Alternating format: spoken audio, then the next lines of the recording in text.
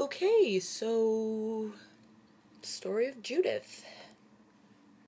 A wicked king called Nebuchadnezzar of the Babylonians is attacking Judith's city, Bethulia. His general, Holofernes, is camped outside the city, and he and his council are trying to figure out the best plan of action for how to kill all the Jews. So this guy, Achior, explains the whole history of the Hebrew people, and explains how every time that God is on their side, they don't lose. So all they have to do to win is just make the Hebrew people sin. So everyone sort of looks at Achior, and they'll think about it for a minute, and then this guy's like, are you kidding me? Why are we even still listening to this guy? He's clearly crazy. Meshuggah, obviously. Why is he even still alive? So they decide to kill him. Holofernes has him tied up, and they roll him down a cliff into the village of the Jews. So what they decide to do instead is cut the city off from water, so all the people will thirst to death.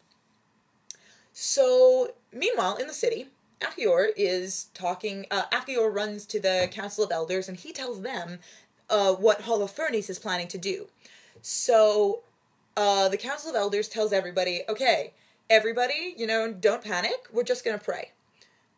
And there's this woman, Judith, in the city, who's like, this is not gonna work.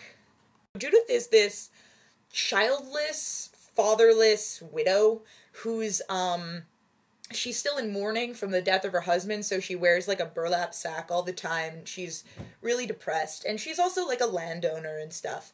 And she goes, she tells her handmaiden, call the council to me. So the Council of Elders comes to her, and they're like, what do you want? And she's like, hear me now, O ye governors of the inhabitants of Bethulia, for the words that ye have spoken this day are not right. And she's even like, ye shall never know anything. She's just generally really rude. And they're like, all hast thou spoken, how thou hast spoken with a good heart, and there is none that may gainsay their words. For this is not the first day when thy wisdom is manifested. And she's like, yeah, okay, well, hear me, and I will do a thing which shall go throughout the history of the generations to the children of our nation. But inquire ye not of mine act, for I will not declare it unto you, and till the things be finished that I do. So basically, she's like, you guys are all a bunch of retards, and they're like, okay, we trust you, you're smart. And she's like, okay, I would tell you my plan, but you guys are gonna mess it up, so I'm just not gonna tell you. And they're like, that's okay.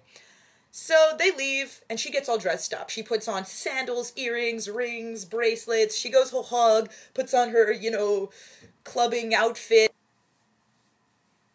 I don't know, she gets all dressed up again for the first time in, like, years.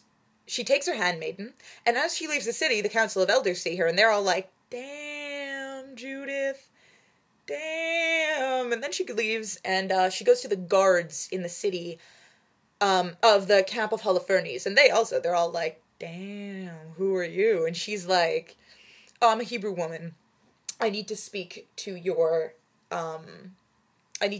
general. And they all look at her, and she's so, like, dressed up and gorgeous. They're like, yeah, you know what, I think he'll want to see you. Like, they choose 100 men to escort her to Holofernes' camp. And, as soon as she sees him, she throws herself down on the ground and says, receive the words of thy servant, and suffer thine handmaid to speak in thy presence. And tells him that if he lets her stay with him, then she'll pray to God every day until God gives her the information of when the people have finally given up and sinned, and she'll tell him, so that he'll know when to go to war with them and massacre them. 3 days pass, and he gets a little impatient because she's really hot. So he sends Bagoas the eunuch to go tell her that he demands that she come eat dinner with him and his friends. Which she does. Again, she gets all dressed up. Only this time, she gets him drunk, and when he passes out, she cuts off his head. And they all lived happily ever after. The end.